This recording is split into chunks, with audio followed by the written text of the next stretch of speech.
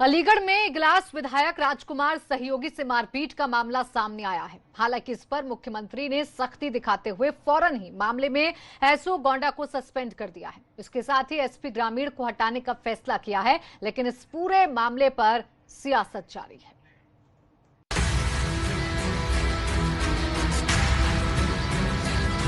चिपट के मारने के लिए एक विनय देवेंद्र और एक खुद सैनी दोनों चिपट गए। अली भाई क्या कर रहे हो?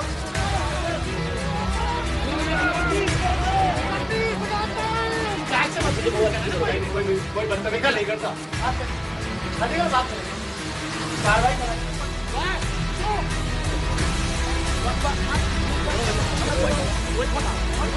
इन बातों से कुछ भी समझ पाना मुश्किल है, लेकिन एक चीज साफ साफ समझ आ रही है कि ये सभी लोग गुस्सा हैं, बेहद खफा हैं।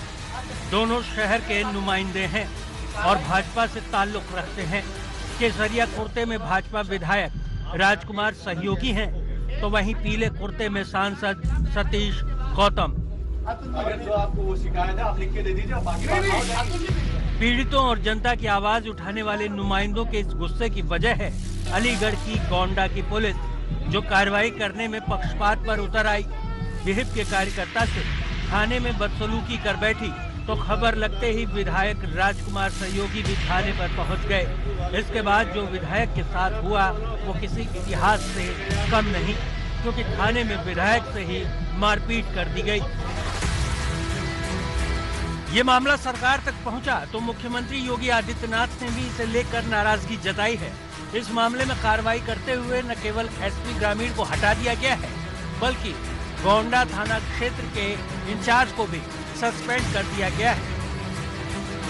मैंने इस पूरे घटनाक्रम को माननीय मुख्यमंत्री, डीजीपी, प्रमुख सचिव गृह सबको वाकिफ कराया और यहाँ हमने एक एप्लीकेशन दी और सब डीएम एसएसपी से बैठ के पूरा घटनाक्रम बताया।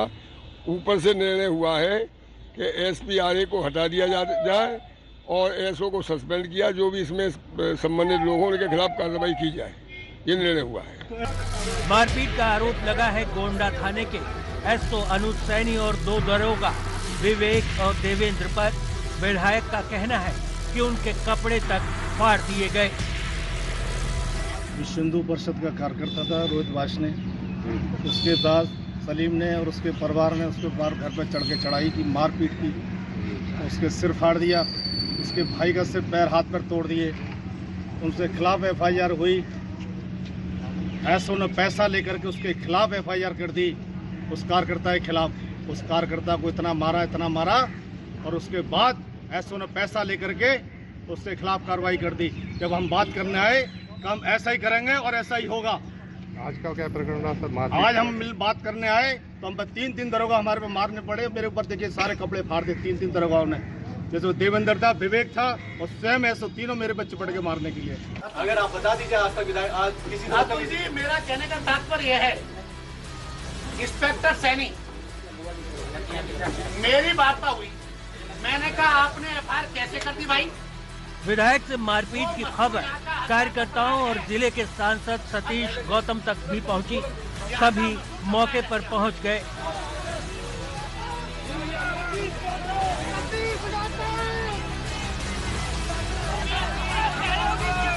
कार्यकर्ताओं ने जहां थाने का घेराव कर दिया, तो वहीं सांसद गौतम को समझाने में लगे पुलिस अधिकारियों को सांसद ने जमकर खरी खोटी सुनाई। सांसद का कहना है कि विधायक के साथ जानबूझकर बदसलूकी की गई है। राय जी ने विषय रख दिया है आपके सामने, जो भी होगा आपको रात्रि में एक्शन दिखाई दे जाएगा। माननीय मुख्यमंत्री जी को, ऊपर प्रशासन को बता दी जाए, कठोर से कठोर कार्रवाई होगी। किस तरह की डिमांड रखी थी आपके द्वारा? कोई अभी सस्पेंड हुआ है? मैं बताता रहा हूँ, कठोर से कठोर कार्रवाई होगी। कठोर से कठोर कार्रवाई आपको दिखाई देगी। कठोर से कठोर कार्रवाई होगी। कार्रवाई होगी। किसके खिलाफ कार्रवाई की? अरे ये बताया ना, जिसके खिलाफ होगी दिखाई देगी। 100% रात्रि हो कार्रवाई होगी।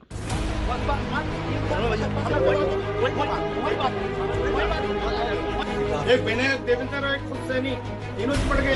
अली भाई क्या कर रहे हो? यानी कि आप हमारी बात को सुनने को तैयार नहीं है। आप 3-1.5 महीने से कार्यकर्ताओं की इतनी शिकायत आ रही है।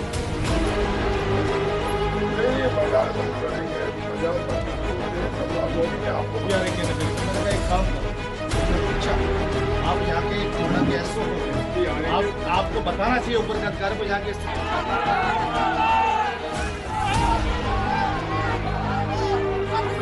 विधायक से हुई इस मारपीट के मामले में प्रदेश की सियासत भी गर्मा गई है।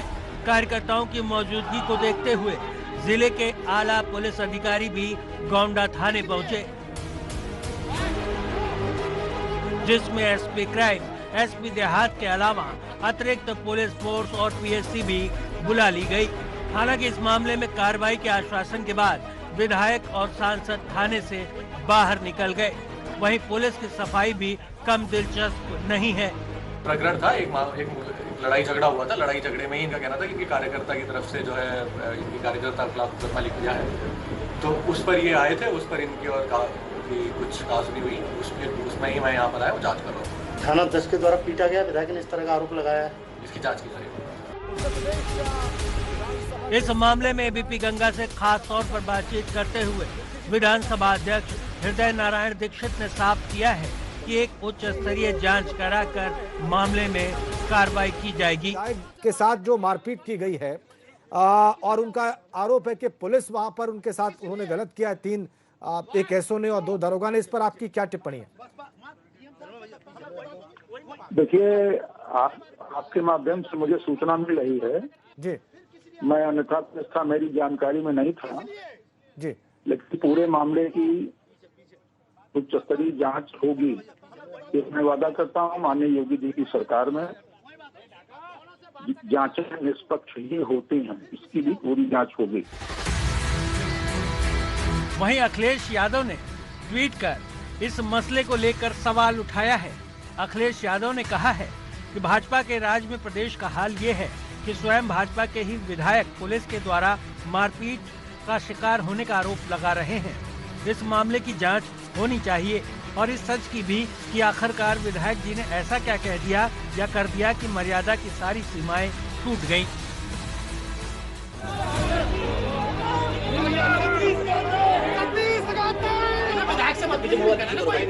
कोई बदतमीजी नहीं करता, बात करेंगे, कार्रवाई कराएंगे। पुलिस का रवैया वैसे भी सवालों से परे नहीं है, लेकिन किसी विधायक से उलझने की गलती पुलिस कैसे कर रही है ये जरूर समझ से परे है। विधायक से मारपीट की ये गुस्ताखी बताती है कि खाकी किस रास्ते पर चल पड़ी है, लिहाजा पुलिस से इंसाफ मिलना दूर की कौड़ी है। अलीगढ़ से प्रदीप कुमार के साथ ब्यूरो रिपोर्ट, एबीपी गंगा।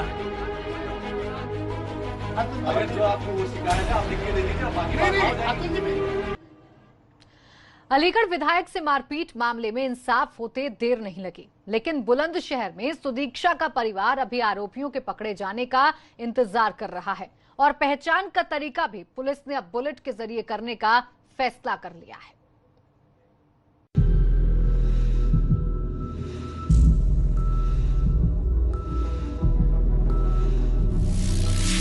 होनहार छात्रा की मौत का सामने आएगा सच।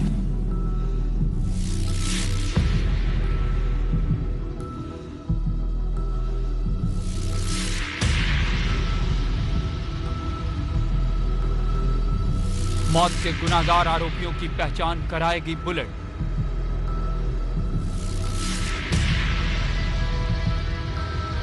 एसआईटी उठाएगी छेड़खानी के गुनाह पर से पर्दा। बुलंदशहर की दीक्षा की मौत के मामले की जांच अब एसआईटी के सुपुर्द कर दी गई। सरकार और पुलिस मुख्यालय ने इस मामले की गंभीरता को देखते हुए हर तह तक जाने का फैसला किया है और छात्रा की मौत की वजह हादसा रही या घिनौनी हरकत, ये भी साफ हो जाएगा। इस संबंध में स्थानीय स्तर पे क्षेत्राधिकारी नगर श्रीमती दीक्षा सिंह के नेतृत्व में एक एसआईटी का गठन किया गया है और इसमें क्राइम ब्रांच के 2 निरीक्षकों को अलग से अटैच किया गया है, जो विवेचना के हर पहलू को ध्यान में देते हुए अग्रिम कार्रवाई करेंगे। वहीं अब बुलंदशहर पुलिस इस मामले में बुलेट से आरोपियों की पहचान करने में जुट गई। इसके लिए उसने शहर में बुलेट बाइक के मालिकों को गाड़ी समेत थाने पर बुलाना शुरू कर दिया। मौजूद हैं हम थाना औरंगाबाद में, जहां मृतक छात्रा सुदीक्षा के पिता की तहरीर पर 2 अज्ञात बुलेट मोटरसाइकिल सवार युवकों के खिलाफ मुकदमा दर्ज कर लिया गया है।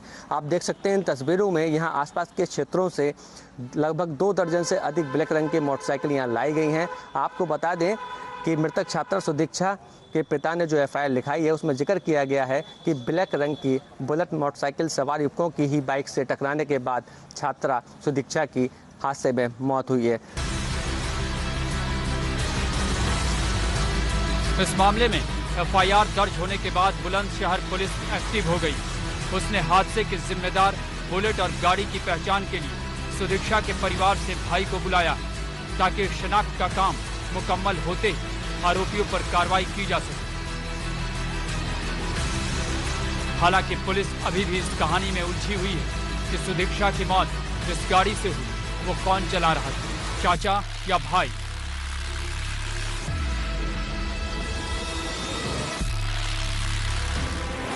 वहीं इस मामले में सियासत भी अपना रास्ता खोजने में जुटी हुई।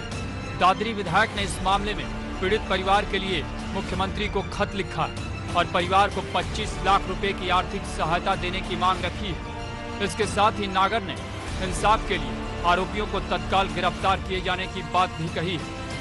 वहीं यूपी में पैर पसारने की कोशिश में लगी आम आदमी पार्टी भी इस मामले में कूद पड़ी है। पार्टी के राज्यसभा सांसद संजय सिंह पीड़ित परिवार से मिलने पहुंचे और सरकार पर निशाना साध दिया। बेटी सुदीक्षा के परिवार से मिला और जो कुछ भी उनके परिवार के लोगों ने बताया रोंगटे खड़े करने वाला है, हैरान करने वाला है और आपकी आंखों से आंसू निकल जाएगा अगर पूरी कहानी आप सुनेंगे। एक ऐसी बिटिया, 6 भाई बहन, उसमें सबसे बड़ी ये बिटिया अपने पूरे परिवार के भाई बहनों को पढ़ाने का काम करती थी। 2 साल से अमेरिका में रह के स्कॉलरशिप पे पढ़ाई कर रही थी। 3 करोड़ 80 लाख रुपए की स्कॉलरशिप इस बच्ची को मिलती है। आप सोचिए कितनी होनहार बेटी थी, कितनी मेधावी बेटी थी और गुंडों की गुंडागर्दी, छेड़खानी का शिकार होकर मौत के मुंह में समा गई। कांग्रेस महासचिव प्रियंका गांधी भी इस मसले को ट्वीट कर उठा चुकी है। उन्होंने बाकायदा सुदीक्षा का एक वीडियो पोस्ट कर ट्वीट करते हुए सरकार से सवाल किए थे। अपने ट्वीट में प्रियंका ने लिखा था, सुदीक्षा की ये भावनात्मक स्पीच सुनिए। यूपी की इस बेटी का कहना था कि उसकी उम्र की बहुत सारी लड़कियों को छेड़खानी के चलते पढ़ाई छोड़नी पड़ती है। आज इसी समस्या ने सुदीक्षा की जान ले ली। सरकार पूछेगी समस्या का हल कहाँ है? समस्या का हल बेटियों की आवाज में है। लेकिन आप सुनिए तो, कुल मिलाकर इस मसले पर सियासत भी गर्मा रही और पुलिस पर दबाव अब पीड़ित परिवार को इंसाफ दिलाने का बढ़ गया। लेकिन पुलिस इसमें कामयाब होगी, इस सवाल का जवाब मिलना बाकी है। बुलंदशहर से अनुभव शर्मा के साथ bureau report, ABP Ganga.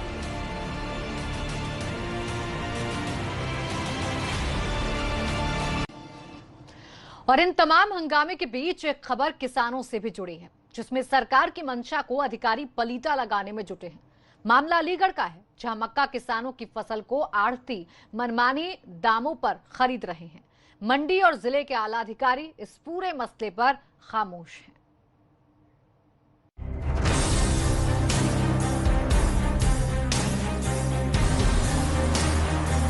Mainpuri की मंडी में आढ़तियों का बोलबाला। किसानों की फसलों की औने पौने दाम पर खरीद। अधिकारियों ने किसानों के शोषण पर ओढ़ी चुप्पी। मेहनत किसानों की, मलाई काट रहे मंडी के दलाल।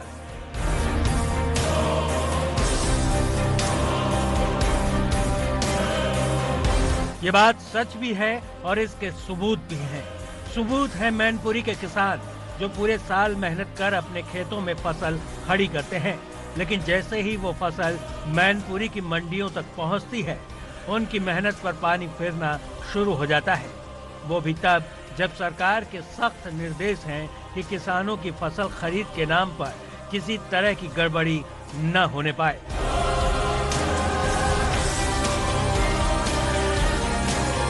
मैनपुरी की मंडी में आड़तियों का बोलबाला इस कदर है कि किसानों को खून का घूंट पीना पड़ रहा है। बात हो रही है मक्का किसानों की, जिनके फसलों की खरीद मनमाने दामों पर की जा रही है, जबकि सरकार ने समर्थन मूल्य तय कर रखा है। सरकार की तरफ से फसल खरीद का मूल्य 1850 रुपए प्रति कुंतल तय किया गया है, लेकिन हालत ये है कि 1070 रुपए या फिर बहुत ज्यादा कीमत लगाई तो 1080 रुपए पर यह खरीद खत्म कर दी जा रही है। मक्का का जो न्यूनतम समर्थन मूल्य है वो 1850 है। जो मंडी में जो भाव चल रहा है अभी वो 1070, 1080, मैक्सिमम 1080 में बिकी है। जो किसान की जो यहाँ मक्का बिकी है, जो सरकार की नीति है उसके अनुसार तो 1850 में बिकनी चाहिए, लेकिन उसका लाभ किसानों को यहाँ बिल्कुल नहीं मिल पा रहा है। किसान दर दर की ठोकर खा के यहाँ बेचने आता है, उसको जो मूल्य मिलता है वो 1070। इसमें मतलब आधा है एमएसपी का, आप जानते हैं, मतलब 1850 का आधा लगभग। लेकिन यहाँ कोई किसान इतना कर्ज में डूब चुका है कि वो खुदकुशी करने के कगार पे पहुंच गया है। इस खरीद की कीमत का एहसास किसानों के लिए दुख जैसा है, जो हर पल उन्हें तड़पा रहा है। सबसे बड़ी बात कि इस नाइंसाफी पर जिले के आला अधिकारी खामोश हैं, जबकि इस मसले पर किसान पीएम सीएम तक से फरियाद लगा चुके हैं। समर्थन मूल्य सरकार ने रखा था 1850 जी, और मंडी में मिल रहा है 1070 रुपये। अच्छा, वो ऐसा क्यों हो रहा है? अच्छा, तो मतलब कि ऊपर के आदेश हो या आरती लोगों के कोई वो नियम हो। मक्का 175 रुपये। अच्छा, और सरकार का समर्थन मूल्य क्या है? 1850 रुपये। अच्छा, तो इतना कम क्यों दिया जा रहा है आपको? ये तो पता नहीं है, शिकायत भी की गई लेकिन कोई लाभ नहीं मिल रहा है। अच्छा, तो क्या सारे किसानों से यही हो रहा है व्यवहार? सभी से। दिलचस्प बात यह है कि किसान तो किसान, आड़ती भी सरकार को ही कोस रहे हैं और उनका साफ कहना है कि सरकारी व्यवस्थाओं में खामियों की वजह से किसानों को उनकी फसलों की कीमत नहीं मिल रही है। तो सब किसानों के साथ छलावा है, ये किसानों के साथ धोखा है साहब। क्यों सरकार नहीं चाहती है किसान कहीं से जमीन से ऊपर उठ के आए। किसान को सिर्फ वोट की राजनीति बना रखा है साहब, कि उसके नाम से राजनीति होती रहे। इसके अलावा सरकार कुछ नहीं कर रही है। ये कोई सरकार की कोई नीति नहीं है। इस टाइम हमारे फसलें आ रही हैं और सरकार आयात कर रही है। इससे जब व्यापारी का पड़ता नहीं लगेगा तो वो क्यों लेगा तेज? पोर्ट पे दुनिया की मक्का पड़ी है, कोई उठाने वाला नहीं है।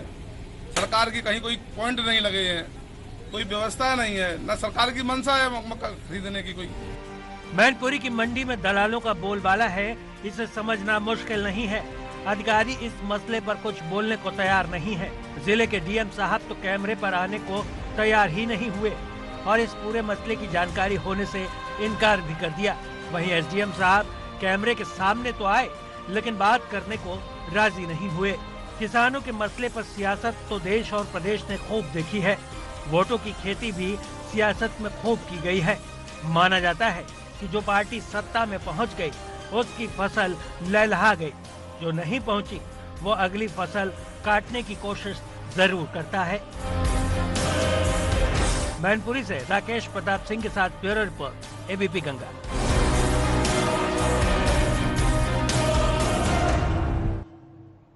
और यहाँ वक्त एक छोटे से ब्रेक का है, जल्द लौटेंगे।